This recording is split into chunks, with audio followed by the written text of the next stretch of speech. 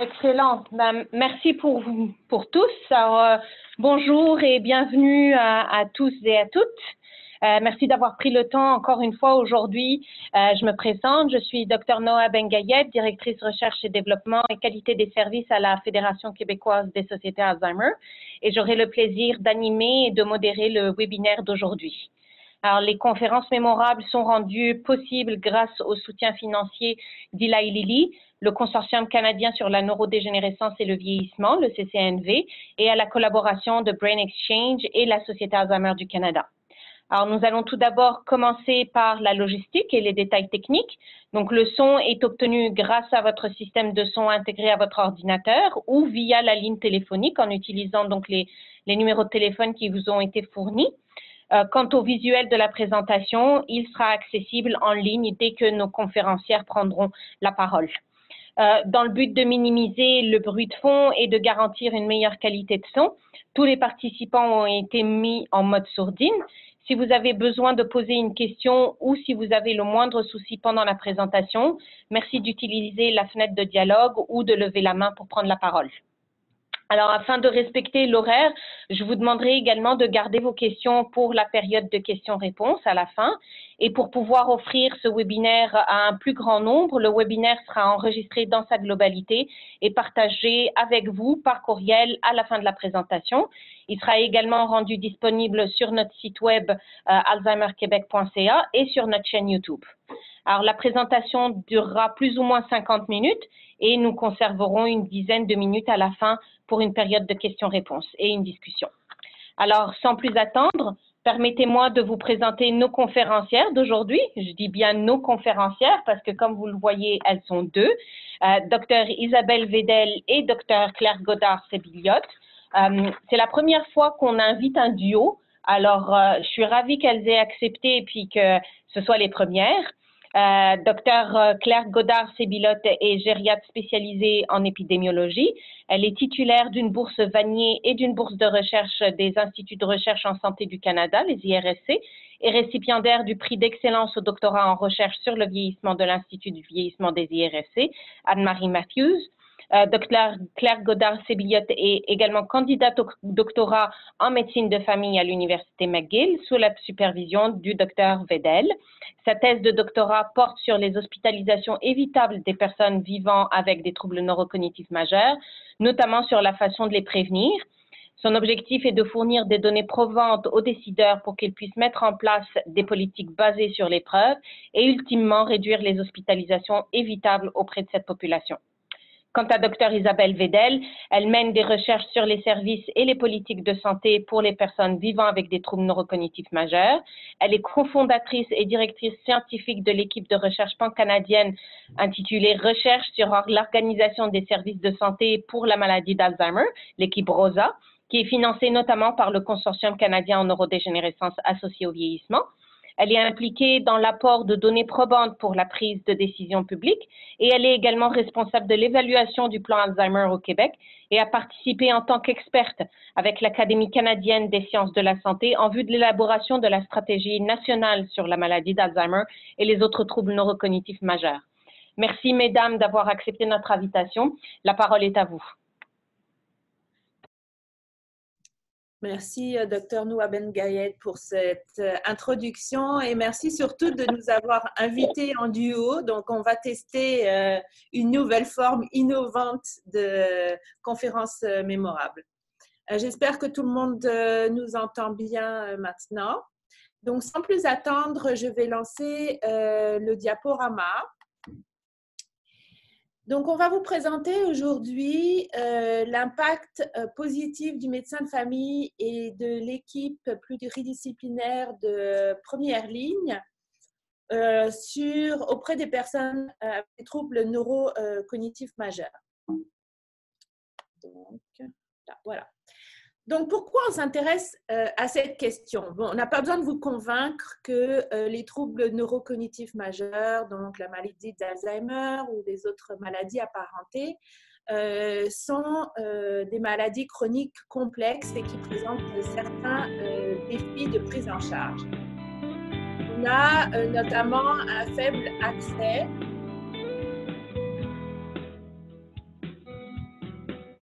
OK.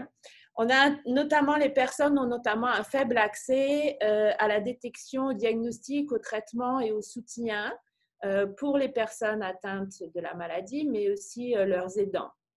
Donc, l'organisation des systèmes de santé et l'amélioration de l'organisation des systèmes de santé est au cœur des préoccupations des politiques publiques et c'est notamment une recommandation de l'Organisation mondiale de la santé et de Alzheimer's Disease International. Notre équipe de recherche est vraiment centrée sur comment améliorer la prise en charge des soins offerts aux personnes avec des troubles neurocognitifs majeurs. Donc, pour cela, on a fondé une équipe de recherche, ROSA, comme a présenté Noah, qui est notamment financée par le Consortium canadien en neurodégénérescence associé au vieillissement. Donc, c'est les IRSC et aussi les partenaires des IRSC qui nous financent majoritairement. Notre équipe de recherche travaille en lien très étroit avec les décideurs, les gestionnaires, les cliniciens, les patients et les aidants. Et pour cela, on a un comité des 3 provinces. Donc, on travaille sur principalement 3 provinces, le Québec, mais aussi l'Ontario et le Nouveau-Brunswick. Et on est une équipe de 11 chercheurs, ce qui est une grosse équipe de recherche. On a énormément d'étudiants, 22 étudiants, et Claire est un des étudiants en doctorat. On a 22 professionnels de recherche qui travaillent avec nous. Et on travaille en collaboration étroite avec 27 groupes de médecine de famille ou l'équivalent, puisque ça s'appelle autrement dans les autres provinces. On a participé au développement de la stratégie nationale pour la démence au niveau canadien. Et on travaille aussi en collaboration étroite avec des partenaires au niveau international, 9 pays avec lesquels on travaille, des pays qui ont plus occidentaux, je dirais, puis aussi des pays qui sont en voie de développement. On travaille tout particulièrement avec l'Australie, le Royaume-Uni, le Pays-Bas et la Pologne. Et on a eu des financements de recherche internationaux comme ça. Donc, qu'est-ce qu'on va vous présenter aujourd'hui? Alors, avec une aussi vaste équipe, on ne pouvait pas tout vous présenter. Donc, ce qu'on a sélectionné, c'est de décrire quelques défis que nous avons étudiés dans la prise en charge des personnes avec des troubles neurocognitifs majeurs, mais aussi de ne pas s'arrêter aux défis et de voir quelles sont les solutions intéressantes, quelles sont les avenues possibles pour améliorer la prise en charge des personnes. Donc, avec 2 axes, le plan Alzheimer au Québec, puisqu'on en a fait l'évaluation, et l'impact de la continuité des soins auprès du médecin de famille.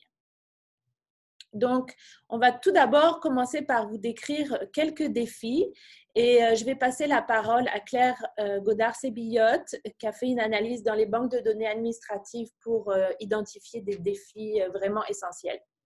Merci Isabelle.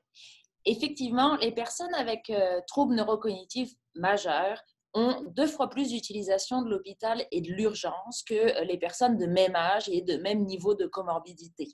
Ces utilisations de l'urgence et de l'hôpital retentissent sur leur qualité de vie et sont associées à une augmentation du risque de chute, du risque de perte d'autonomie, de déclin cognitif, de réadmission, d'admission en soins de longue durée et même de décès. Une partie de ces utilisations serait évitable. Par évitable, j'entends aurait pu être prévenu dans un système de santé idéal où on accède en temps opportun à l'équipe de soins multidisciplinaires de première ligne et où on accède en temps opportun aux soins à domicile.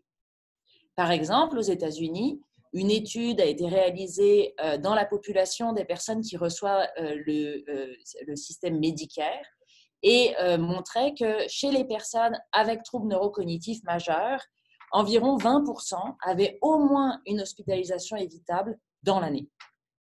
Cependant, à l'heure actuelle, il y avait peu de données au Canada et aucune spécifiquement au Québec.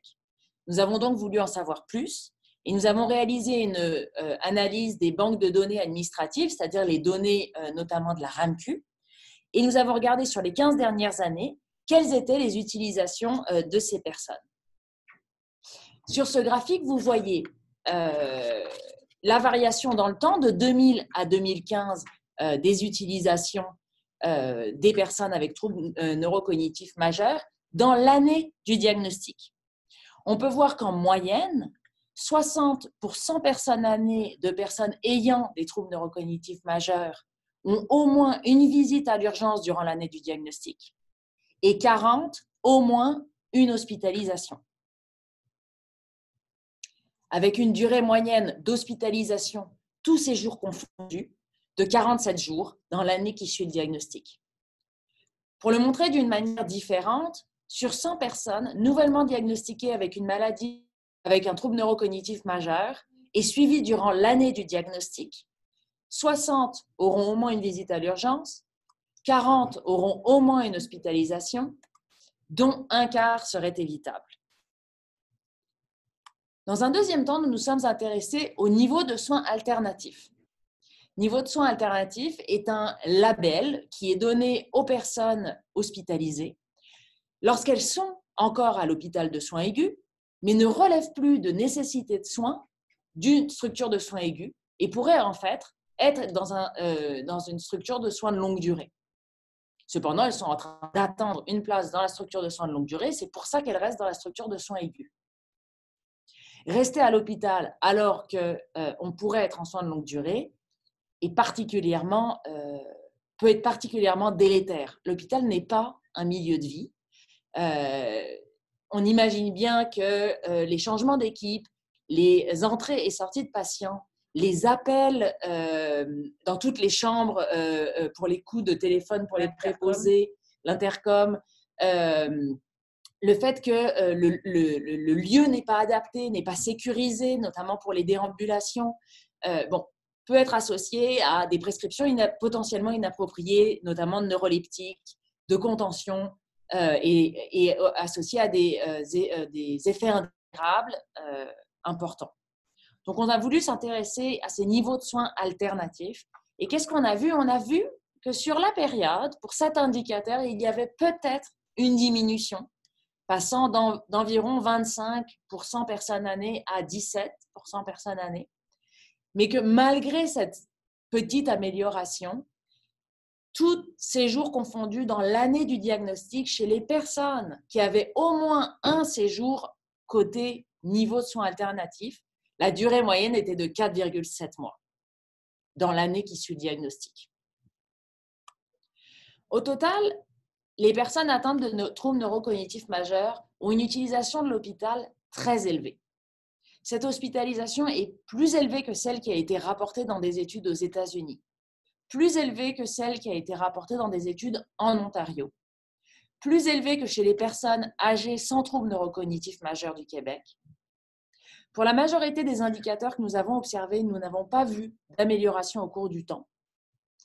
Et cependant, on sait qu'une partie de ces hospitalisations, avec de meilleurs soins ambulatoires et notamment une meilleure première ligne, pourraient potentiellement être évitables. Donc, on ne va pas vous laisser sur cette note pessimiste. On va vous proposer des solutions que nous avons étudiées en recherche pour améliorer la situation actuelle et voir comment on pourrait éviter que certaines personnes sentent le besoin ou voient comme seule solution que d'aller à l'urgence ou d'être hospitalisé ou soit en attente de placement en soins de longue durée et restent à l'hôpital en attente d'avoir un hébergement. Donc, les solutions qu'on va regarder tout particulièrement, vous savez qu'en tant que chercheur, on met toujours des lunettes ou une loupe et nous, on regarde tout particulièrement qu'est-ce que la première ligne, qu'est-ce que le médecin de famille et l'équipe pluridisciplinaire peuvent proposer, peuvent offrir pour améliorer la situation actuelle. Pourquoi on s'intéresse tout particulièrement aux médecins de famille et à la première ligne? Parce qu'on sait qu'on ne pourra jamais avoir un spécialiste derrière chaque personne qui a un trouble neurocognitif majeur. On n'aura jamais assez de spécialistes au Québec. De plus, donc, ce qu'on constate souvent, c'est que, par exemple, dans les cliniques mémoire, on a de très longues listes d'attente et les personnes restent comme ça sans avoir un diagnostic. Donc, du coup, elles ne peuvent pas s'organiser. Donc, il y a des diagnostics tardifs. On sait qu'on a 50% des personnes en général au niveau de la littérature internationale qui ne savent même pas qu'elles ont une maladie d'Alzheimer ou un trouble apparenté. Et donc, toutes les interventions font qu'elles arrivent tardivement quand finalement l'aidant est déjà épuisé, quand la personne a déjà des troubles assez avancés. Donc, l'idée, ce serait d'intervenir au plus tôt et puis de faire un diagnostic et de permettre une intervention plus adaptée et qui évolue dans le temps forcément, mais plus précoce. Les soins primaires, donc le médecin de famille et l'équipe pluridisciplinaire de première ligne sont la voie à suivre. Ça a été confirmé par de nombreuses conférences canadiennes de consensus sur la démence et son traitement à travers le temps, donc depuis 1989.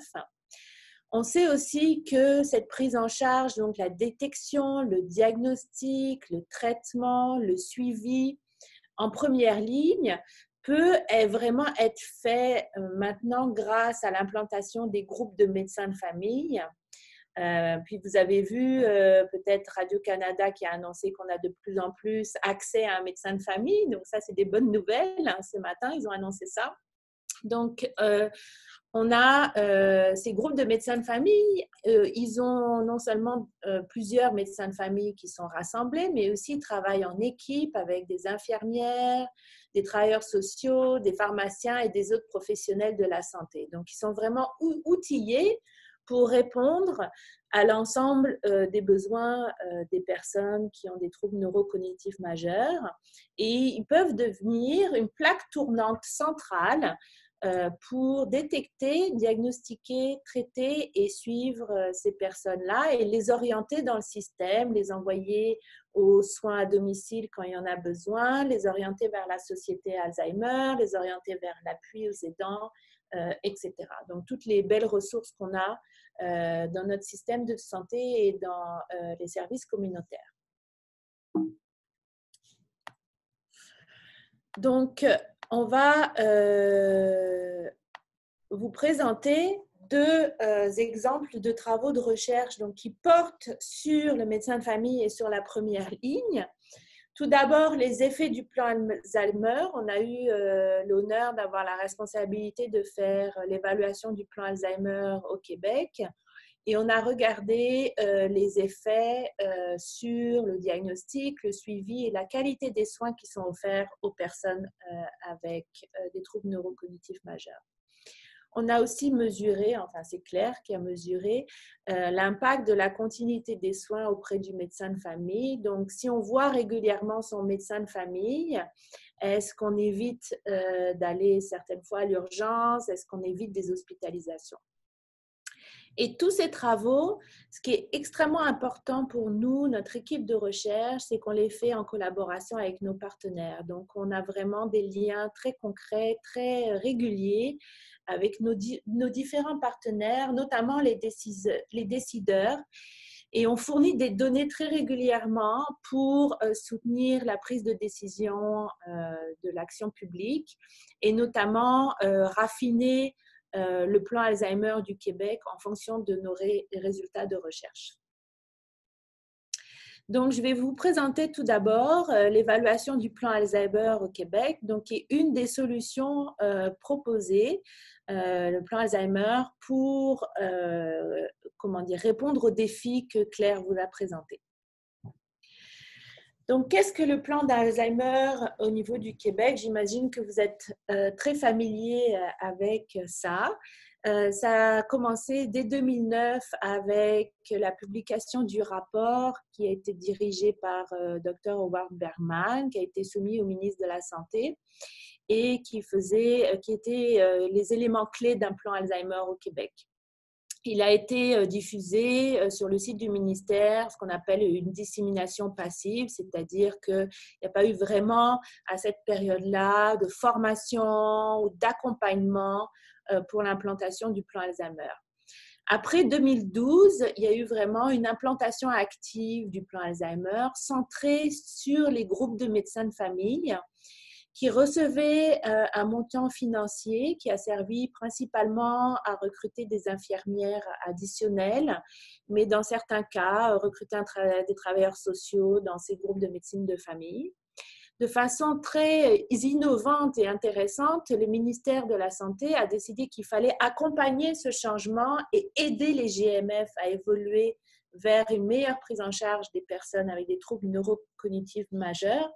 Et donc, des gestionnaires de projets, ce qu'on appelle les chargés de projet, ont été recrutés par le ministère et sont basés dans les RUIS pour aider ce changement et accompagner ce changement. Il y a eu des extrêmement beaux outils, des formations qui ont été développées, des protocoles, des algorithmes, des outils pratiques adaptés à la première ligne que je vous encourage de regarder, qui sont vraiment bien faits. Donc ça a été une phase plus active d'implantation pour apprendre de cette implantation initiale en vue de le diffuser à l'ensemble du Québec. Et ça, on est actuellement dans cette période-là de diffusion, dissémination du plan Alzheimer à l'ensemble du Québec. Donc, qu'est-ce que c'est en 2 mots le plan Alzheimer, 2 mots et un graphique? Quel est le modèle de soins sous-jacent à ce plan Alzheimer? C'est le fait que si un patient a une personne avec des troubles neurocognitifs suspectés ou un proche aidant ont des questions ou ont un doute par rapport à la mémoire ou par rapport à d'autres activités cognitives, ben, ils en parlent d'abord avec leur médecin de famille qui travaille en collaboration étroite avec des infirmières et des travailleurs sociaux qui font une évaluation complète des besoins de la personne, qui pose le diagnostic de maladie d'Alzheimer ou d'une autre maladie. Donc, ils vont gérer la majorité de ces personnes-là qui ont des troubles neurocognitifs majeurs au sein du groupe de médecine de famille. Évidemment, s'il y a un cas qui est beaucoup plus complexe ou s'il y a, par exemple, des troubles du comportement qui sont difficiles à gérer, ou s'il y a un doute diagnostique persistant, ou si ça arrive chez une personne jeune, eh ben, on peut référer aux services spécialisés, notamment les cliniques mémoire qui vont apporter toute leur expertise pour les cas plus complexes.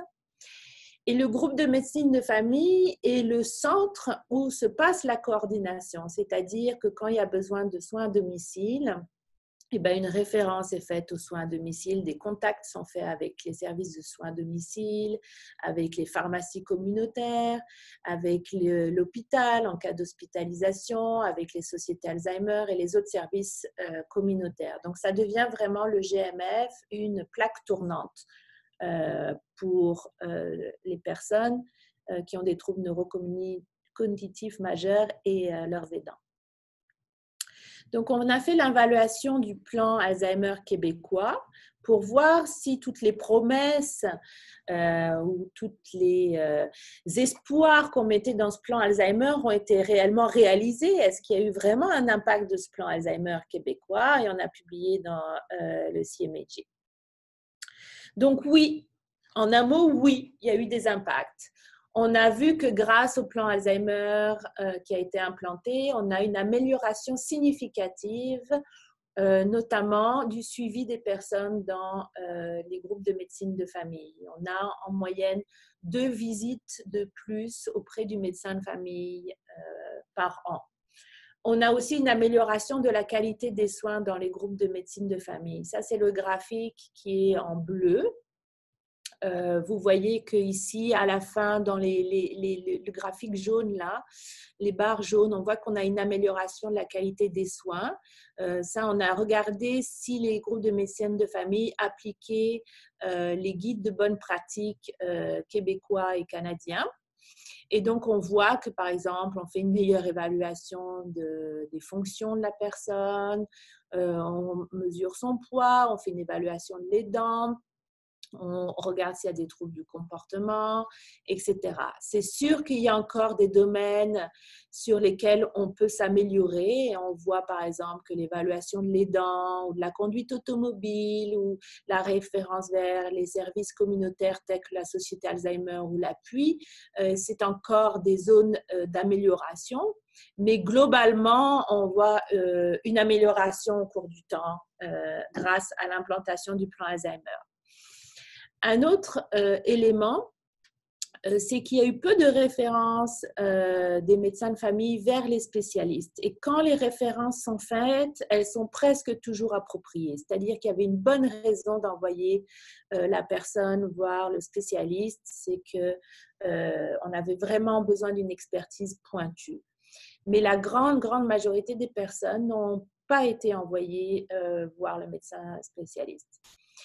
Et tout ça, toutes ces améliorations, eh ben, elles sont liées au fait que grâce aux nombreux outils développés par le ministère et les partenaires, grâce au rôle des chargés de projet auprès des groupes de médecine de famille, eh ben, on voit que les GMF ont acquis des connaissances et des compétences pour prendre en charge les personnes qui souffrent de troubles neurocognitifs majeurs et qu'ils ont des attitudes positives pour la majorité d'entre eux, c'est-à-dire ils savent qu'ils peuvent faire une différence dans la vie des personnes avec des troubles neurocognitifs. Ils savent que de faire un diagnostic, de poser un diagnostic, ça va aider ensuite à mieux organiser la prise en charge et ça vaut le coup, même si on n'a pas un médicament miracle maintenant pour guérir de ces maladies-là, et ben de poser un diagnostic, ça aide à planifier et à apporter des services pour mieux répondre aux besoins des personnes.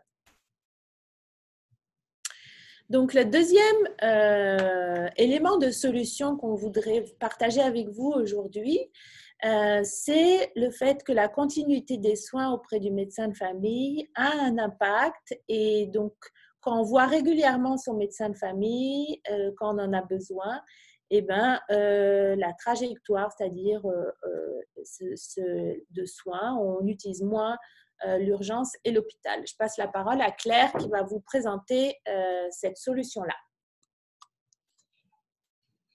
On parle de continuité des soins auprès du médecin de famille. Qu'est-ce qu'on entend par là? On entend par là la relation avec le médecin de famille qui s'étend au-delà d'un épisode aigu, c'est-à-dire voir son médecin de famille régulièrement et quand on en a besoin.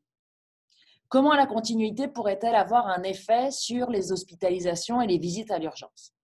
Eh bien, la continuité des soins pourrait permettre de mieux prendre en soin les maladies chroniques et mieux détecter et traiter les décompensations aiguës. L'impact de la continuité des soins auprès du médecin de famille a été évalué dans des populations adultes et dans des populations de personnes âgées et a montré qu'elle permettait de diminuer les hospitalisations évitables. Cependant, aucune étude n'avait été faite chez les personnes avec troubles neurocognitifs majeurs. Nous avons donc voulu mesurer l'impact de la continuité des soins auprès du médecin de famille dans cette population, et plus particulièrement au Québec, à l'aide des bases de données administratives, comme je vous l'avais présenté dans l'étude précédente. Nous avons inclus 22 060 personnes avec troubles neurocognitifs majeurs, et nous avons montré que si l'on offrait à 23 personnes une haute continuité des soins durant une année, on pouvait prévenir une visite à l'urgence. Que si l'on offrait à 30 personnes avec troubles neurocognitifs majeurs durant une année une haute continuité des soins avec le médecin de famille, on pouvait prévenir une hospitalisation. Ces résultats sont les premiers qui montrent un impact d'une organisation des soins sur les hospitalisations évitables chez les personnes ayant des troubles neurocognitifs majeurs. On a plusieurs hypothèses pour comprendre comment ça pourrait marcher. On a présenté ces résultats au ministère et puis on a aussi présenté ces hypothèses parce que ces hypothèses pourraient nous permettre de faire des recommandations opérationnelles en termes de politique publique. Tout d'abord, on sait que les personnes avec troubles neurocognitifs majeurs vont voir leur médecin pour des chutes, des infections et des décompensations de maladies chroniques. Peut-être qu'une relation continue dans le temps avec toujours le même médecin est nécessaire pour bien diagnostiquer et bien prendre en charge ces maladies chez des personnes qui peuvent avoir des difficultés de communication, communiquer leurs symptômes, et que ces symptômes peuvent être parfois mêlés avec des comportements. D'autre part, la continuité des soins avec un médecin de famille peut aussi permettre de mieux prendre en soin l'aidant, détecter l'état de l'aidant, où en est l'aidant par rapport à son stress, par rapport à sa vie quotidienne, et prendre en soin l'aidant. Troisième chose, on sait que durant la dernière année de vie, 80% des personnes avec troubles neurocognitifs majeurs vont faire au moins une visite à l'urgence ou une hospitalisation. Certaines de ces hospitalisations et visites à l'urgence ne sont peut-être pas désirées par les personnes et leurs aidants. Certaines de ces visites à l'urgence et hospitalisations ne sont peut-être pas désirées par les personnes et leurs aidants. Peut-être que d'avoir une haute continuité des soins, avoir toujours le même médecin, pourrait permettre d'avoir des approches palliatives et de discuter de directives anticipées, de projets de vie de manière plus appropriée. Donc, on a encore deux diapositives. Les messages clés. Donc, oui, on peut le faire. La grande majorité des patients atteints de troubles neurocognitifs majeurs peuvent être détectés, diagnostiqués, traités et suivis par les médecins de famille et les équipes de soins primaires. On l'a montré, on l'a démontré grâce à nos recherches. Et les médecins de famille jouent et continuent à jouer un rôle majeur dans le plan Alzheimer, ainsi que les équipes pluridisciplinaires des groupes de médecine de famille. Donc, c'est des messages très rassurants. C'est que ça ne veut pas dire que tous les médecins de famille sont au top niveau par rapport à la prise en charge des troubles neurocognitifs majeurs encore, mais on a montré que s'ils sont appropriés de façon correctement formés, de façon correcte, s'ils ont un soutien avec l'équipe pluridisciplinaire, s'ils sont bien soutenus dans leur rôle de médecin de famille, ils font un boulot fantastique auprès des personnes qui souffrent de troubles neurocognitifs majeurs. Le deuxième message, c'est que ce n'est pas une fatalité d'aller à l'urgence et d'être hospitalisé quand on souffre de troubles neurocognitifs majeurs. Il y a une partie de ces visites à l'urgence et de ces hospitalisations qu'on peut éviter. Et comment éviter cela? Claire vous l'a montré, c'est que d'avoir régulièrement des visites auprès du médecin de famille, de le voir, avoir un suivi régulier, de le voir quand on en a besoin. Ça permet d'éviter certaines visites à l'urgence ou certaines hospitalisations qui sont très traumatisantes pour les personnes et pour les aidants. Donc, on va clôturer cette présentation parce qu'on veut vraiment garder du temps pour vous entendre et échanger avec vous. Par remercier tout d'abord la Société Alzheimer et en particulier Dr Noua Bengaïd de cette belle invitation. Et puis remercier aussi nos financeurs, donc le Consortium canadien en neurodégénérescence associé au vieillissement, le ministère de la Santé avec lesquels on travaille de façon fantastique et étroite, l'Institut national de la santé publique qui nous a permis, avec qui on collabore aussi, qui nous a permis de faire toutes ces belles analyses qu'on vient de vous montrer. Et puis, on vous laisse nos coordonnées courriel et Twitter parce qu'on espère continuer la conversation avec vous au-delà de cette conférence mémorable. Merci.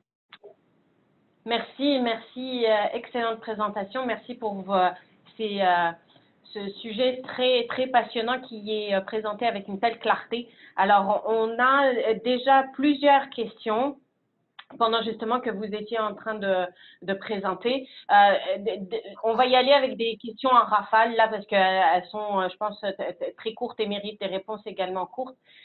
Quel est le taux de visite aux urgences et d'hospitalisation chez les sujets sans maladie du même âge? Moitié moins. Moitié moins. Est-ce qu'il serait possible, bon, après la conférence, d'avoir par email le PowerPoint? Ben, je pense que si vous acceptez, Dr. Vedel, Dr. Godard-Sebilot, de partager la présentation, ça nous fera plaisir de la partager par la suite. Alors ensuite, une autre question, quel est le taux annuel de nouveaux diagnostics de troubles neurocognitifs en GMF? Et est-ce que ce taux s'est amélioré au fil du temps avec le plan Alzheimer? Alors ça, c'est une excellente question aussi. On a regardé ces statistiques-là, combien de diagnostics sont faits par les médecins de famille plutôt qu'au décours d'une hospitalisation ou plutôt que par les spécialistes. Je me tourne vers Claire parce que je ne me souviens plus exactement des résultats. Mais on a montré, tu te souviens toi Claire exactement des résultats? J'aurais peur de dire des bêtises, mais je pense que ça nécessite qu'on regarde nos statistiques. En tout cas, nous, on a montré avec la revue de dossier qu'on a faite que la grande majorité des cas étaient diagnostiqués par les groupes de médecine de famille. J'ai plus exactement les chiffres en tête, mais on pourra peut-être revenir vers vous avec une autre conférence mémorable l'année prochaine et vous donner des résultats supplémentaires. Je fais une petite pub comme ça. Alors, juste pour répondre justement à cette question, il y a eu une publication par l'INSPQ en 2018, pardon, et le taux de nouveaux cas, c'était pas spécifié si c'était en GMF ou en milieu hospitalier, était estimé entre 19 000 et 21 000.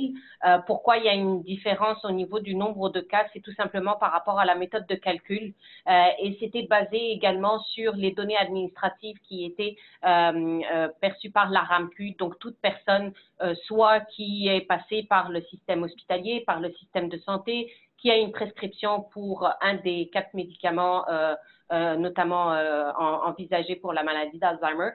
Et donc, c'est ce chiffre-là entre 19 000 et 21 000. Tout à fait. Puis, nous, on pourra vous présenter un jour les résultats sur, parmi eux, combien ont été diagnostiqués par le médecin de famille et son équipe. Excellent. Alors, vous avez déjà répondu à la question, mais je vous la pose quand même. Est-ce que cette amélioration au niveau des soins en GMF est associée à une diminution des visites aux urgences et aux hospitalisations? Donc, oui. Quand elle est associée, donc quand on voit régulièrement son médecin de famille, oui, on va moins à l'urgence et on est moins souvent hospitalisé. Ça, c'est très clair. Et on a utilisé des méthodes extrêmement robustes et des méthodes très avancées au point de vue statistique pour permettre d'affirmer que oui, il y a un lien très clair entre le fait de voir régulièrement son médecin et le fait de ne pas aller à l'urgence et de ne pas être hospitalisé. Peut-être une question plus pour Claire. Le coût d'une année de continuité de soins en GMF chez 23 à 30 malades est-il plus bas que celui d'une hospitalisation? On n'a pas réalisé d'analyse de coût dans ces travaux-là, mais instinctivement, je vois Isabelle qui dit oui. Et c'est vrai qu'instinctivement, quand on sait qu'une nuit d'hospitalisation est de 2000 minimum. Ouais, quand on sait que les prix d'une nuit d'hospitalisation en court séjour sont tellement importants comparés à là, dans les personnes qui avaient une haute continuité des soins, ils voyaient leur médecin en moyenne. Là, je vais peut-être dire, je voudrais pas dire des chiffres dont je suis pas sûre, mais le nombre de visites dans l'année n'était pas si important comparé au coût d'une hospitalisation. Donc, on n'a pas fait de réelle analyse d'efficacité, coût-efficacité, mais instinctivement, on dirait plutôt oui. Oui. Et c'est en ce sens qu'on a présenté les résultats au ministère. On l'avait présenté en faisant la comparaison avec les médicaments les plus prescrits au Québec. Un des médicaments les plus prescrits au Québec, qui est les statines. Et on montrait à quel point, alors que ce médicament-là est remboursé par le système public, mais finalement, le fait d'être suivi en première ligne est finalement plus efficace que toutes ces statines qui sont remboursées par le système public. OK. Encore une autre question. Vous avez justement parlé une haute continuité de soins. Dans le même sens, quel est le nombre de visites par année qui serait souhaitable pour assurer justement cette bonne continuité de soins? Dans notre analyse, on utilise un indicateur de continuité des soins qui est validé, c'est celui qui est le plus souvent utilisé dans la littérature, qui en fait mesure la dispersion des visites entre les différentes personnes les différents médecins que la personne voit en première ligne. Pour cette étude spécifique, on a divisé en deux la continuité des soins. On avait soit avoir toujours vu la même personne, soit avoir vu au moins 2 personnes différentes durant l'année. Donc, dans notre étude, les personnes qui avaient une haute continuité des soins avaient toujours vu le même médecin en première ligne. Et ça représentait 66% des personnes qui étaient incluses dans notre étude. Je ne peux pas répondre sur un nombre optimal de visites. Ce qui est recommandé dans les processus interdisciplinaires qui avaient été réalisés avec le plan Alzheimer, c'est une visite de suivi aux 6 aux 12 mois après le diagnostic et un peu plus rapproché dans la période diagnostique. Ce travail-là ne permet pas de répondre à cette question. Je pense que nous, on interprète... ce qu'on sait de la littérature, c'est que les personnes âgées aiment mieux voir toujours le même médecin. Nous, on a interprété que le fait d'avoir vu dans le passé toujours le même médecin, c'était que quand il y avait un événement aigu, ce médecin-là était disponible. Donc, nous, on pense que non seulement il faut un suivi proactif, comme c'est recommandé dans les processus de soins des processus de soins qui ont été recommandés par le ministère de la Santé, mais aussi que quand on a un problème aigu, on puisse voir le même médecin qui, lui, va pouvoir voir quelle est la variation par rapport à l'état antérieur de la personne et quels sont les symptômes que je peux voir, comment sont le comportement, comment tout ça a été modifié. Et nous, on a l'impression que c'est l'association de ces deux choses-là qui permet l'efficacité de la continuité des soins en première ligne. Puis dans notre échantillon, là, enfin dans notre étude, en moyenne, les personnes voyaient 4 fois par an leur médecin de famille. Donc, ça vous donne une idée un petit peu, un ordre de grandeur. OK. Une autre question également. Alors, il est rapporté dans la littérature et au Québec que plus de 80% des personnes âgées, dont celles qui ont la maladie d'Alzheimer, qui visitent les urgences, se fait sur civière, critère déterminé par le niveau d'urgence médicale. Le fait d'être sur civière justifie la visite. Comment arrive-t-on à déterminer le caractère inapproprié? Peut-être que si la question n'est pas assez claire. Si, c'est très clair. Si, c'est clair. On ne parle pas de inapproprié. C'est sûr que souvent, les gens vont à l'urgence pour une bonne raison. Quand ils arrivent sur civière, c'est une bonne raison.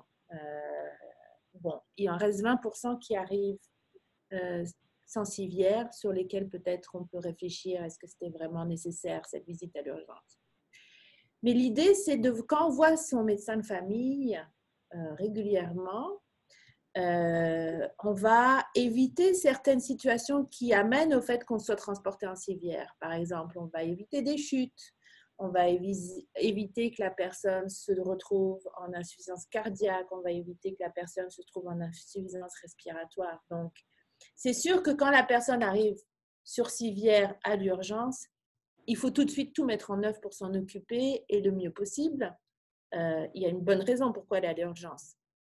Mais on peut éviter que ces personnes soient dans des situations telles qu'elles soient mises sur civière et envoyées à l'urgence. Donc, ça peut jouer à différents niveaux. Et nous, vraiment, on pense que c'est très important de bien communiquer le message que les personnes qui ont un trouble neurocognitif majeur, quand ils vont à l'urgence, ils ont bien raison d'y aller. souvent, majorité.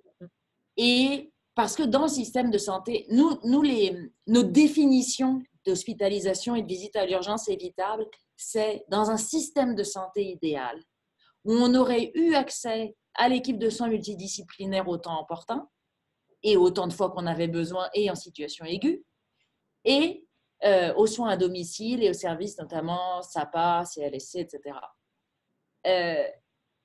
Donc c'est vraiment en amont qu'on réfléchit et on ne pense pas du tout que le jour où il y a la fracture du col du fémur, le jour où il y a la pneumopathie aiguë, ces jours-là, il faut y aller à l'urgence. C'est juste que, est-ce qu'en amont, si les soins à domicile avaient été mis en place quand il commençait à y avoir des problèmes pour la prise des médicaments, si la personne avait été vue au premier jour de fièvre et pas au quatrième, si, voilà, c'est ça notre idée. Et si on avait eu accès aux soins de première ligne en temps opportun, est-ce qu'il aurait fallu se rendre jusqu'à la civière et à l'urgence? Voilà, voilà. Il y a plein d'exemples comme est-ce que si on avait diagnostiqué une infection urinaire et que la personne n'avait pas eu de délirium et ne se retrouvait pas en civière à l'urgence, ben, on aurait évité ça. Vous voyez, il y a tout.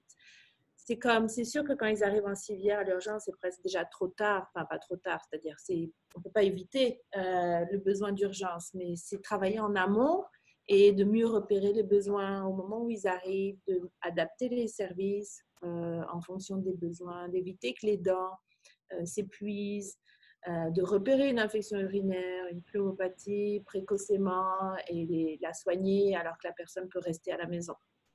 C'est tout ça ce que regroupe la continuité des soins auprès du même médecin de famille, si vous voulez. Une autre question, justement par rapport à l'équipe multidisciplinaire, quelle est la différence de rôle que vous voyez entre une équipe multidisciplinaire avec, par exemple, un travailleur social en CLSC versus le groupe de médecine de famille? Alors, ça, c'est une question aussi intéressante. C'est vraiment très riche, cette conversation, j'adore. Donc, pourquoi le choix a été fait de mettre les travailleurs sociaux en GMF? Je la reformulerai un petit peu comme ça aussi. C'est-à-dire que ce qui est très important, c'est que on est toujours un lien entre le médecin de la personne et les intervenants auprès de la personne. Donc, à une époque, par exemple, c'était plus difficile que les groupes de médecine de famille et les CLSC travaillent ensemble. Donc, l'idée de mettre des travailleurs sociaux dans les groupes de médecine de famille, c'est de pouvoir faire en sorte que finalement, le groupe de médecins de famille et le CLSC puissent mieux collaborer et travailler de concert pour qu'il y ait à la fois une prise en charge médicale qui est nécessaire parce que les personnes qui ont des troubles neurocognitifs majeurs, en plus de ces troubles-là, ont aussi 2 ou 3 autres maladies chroniques. Puis sont à risque de faire une dénutrition, une pneumopathie, une infection urinaire, donc qui nécessite une prise en charge médicale, des traitements antibiotiques, etc. Donc, elles ont besoin de ça. Et elles ont besoin aussi de soutien au quotidien pour fonctionner et pour rester chez elles. Donc, le rôle de travailleur social, c'est vraiment de travailler en équipe multi, d'avoir accès facilement aux médecins de famille pour les problèmes médicaux, mais de pouvoir aussi organiser le plan de soins et de répondre aux besoins des personnes qui ont des troubles neurocognitifs majeurs. Donc, l'idée de les mettre dans les GMF, c'est d'avoir cet accès plus facile aux médecins de famille qui manquait avant. C'est très frustrant et j'ai fait des études qualitatives, mais je ne peux pas tout présenter aujourd'hui. Pour une infirmière de SAPA, une infirmière en CLSC, d'avoir un patient qui souffre et de ne pas avoir un accès facile aux médecins de famille pour changer la médication de la douleur, par exemple. Donc, on sait qu'il faut qu'on travaille ensemble. Donc, c'est pour ça que c'est si essentiel d'avoir non seulement un médecin de famille, mais aussi d'avoir une équipe qui puisse répondre aux besoins des personnes. Alors, une autre question également, encore une fois, sur l'équipe multidisciplinaire, une autre perspective. Est-ce que vous pensez que dans la trajectoire de soins que vous avez étudiée ou regardée, l'impact de la prise en charge de cette clientèle par une infirmière praticienne spécialisée? Oui, ça c'est formidable. Je pense qu'on en a besoin de plus en plus d'infirmières praticiennes spécialisées qui pourraient faire un gros bout dans la prise en charge des personnes qui souffrent de troubles neurocognitifs majeurs. La question, c'est la quantité, le nombre de personnes d'infirmières qui sont comment dire, recrutées dans les GMF. Bon, ça s'améliore. Et c'est aussi le fait qu'elles soient formées à cette population particulière qui ont des troubles neurocognitifs majeurs. Donc oui, c'est une excellente, ça fait partie des solutions, je pense, que nous n'avons pas à titre personnel encore étudiées, mais c'est des changements qui semblent très positifs a priori. Et merci beaucoup de cette question parce que c'est une des grandes limites de notre étude sur la continuité des soins en première ligne. On l'a restreinte malheureusement à la continuité des soins avec le médecin de famille parce qu'actuellement, dans les bases de données administratives, c'est les seules personnes de l'équipe multidisciplinaire qu'on peut voir. Effectivement, ce sont les seuls qui facturent à l'acte. Donc, ce sont les seuls dont on peut tracer l'ensemble des activités. Et c'est pour ça qu'on a dû restreindre notre étude aux médecins.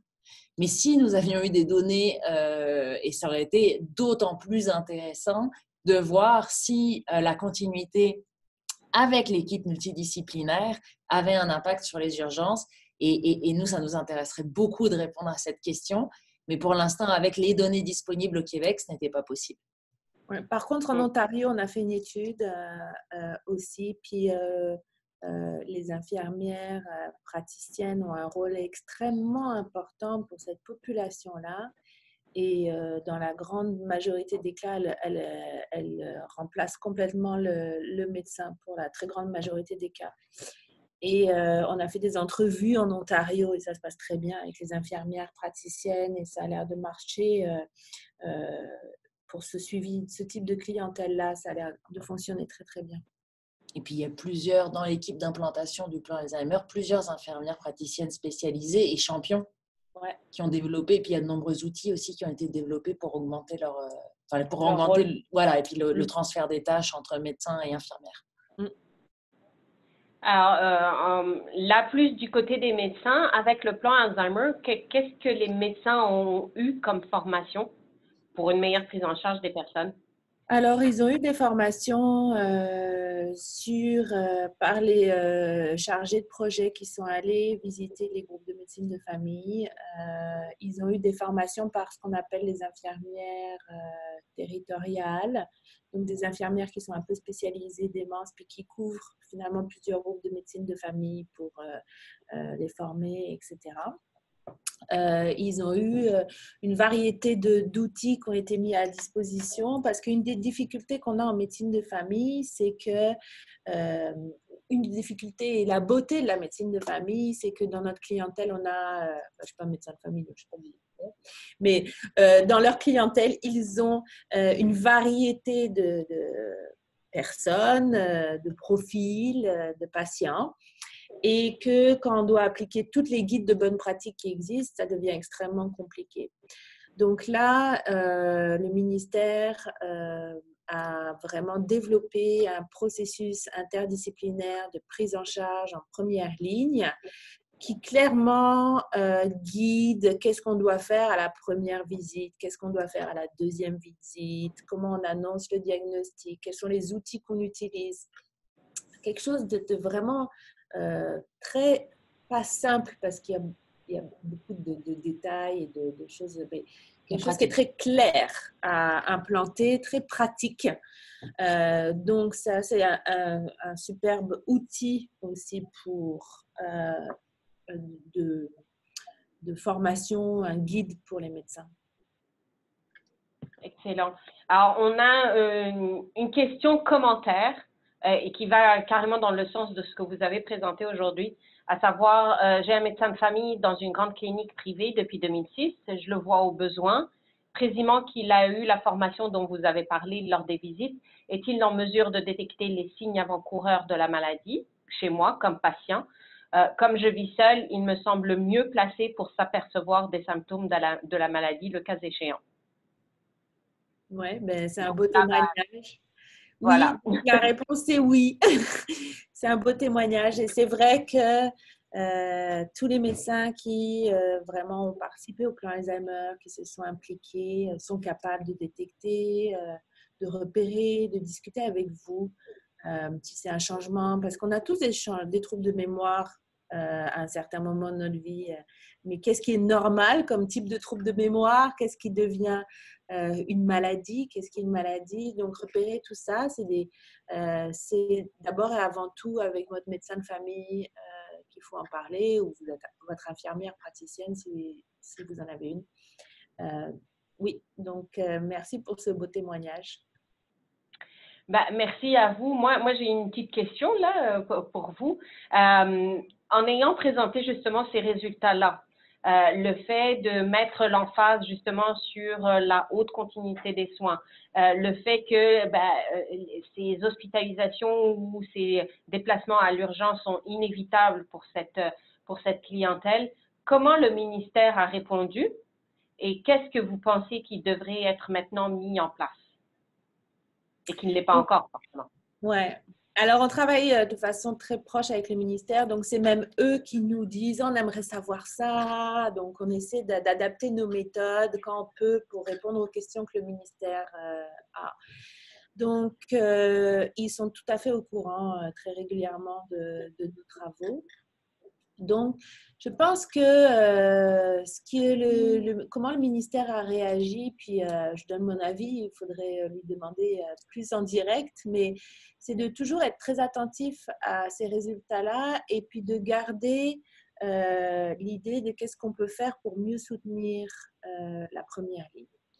Donc, le fait que c'est là qu'il faut mettre les énergies, pas que là, mais il faut les mettre là aussi, d'aller dans les GMF, de les convaincre que oui, ils sont capables de faire tout ça avec une formation, ils sont capables de détecter, diagnostiquer.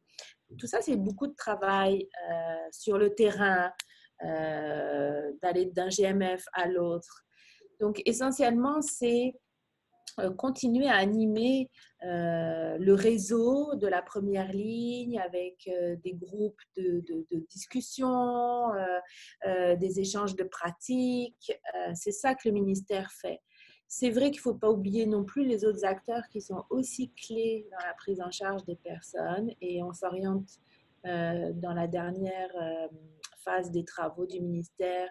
En termes de recherche, on s'oriente vers comprendre les trajectoires, comment les gens circulent entre GMF, services de soutien à domicile, les services communautaires, donc de comprendre comment les personnes vont d'un service à l'autre. Ça, c'est une demande qu'on a eue du ministère, de mieux comprendre les trajectoires, au-delà de ce qui se passe dans les groupes de médecine de famille.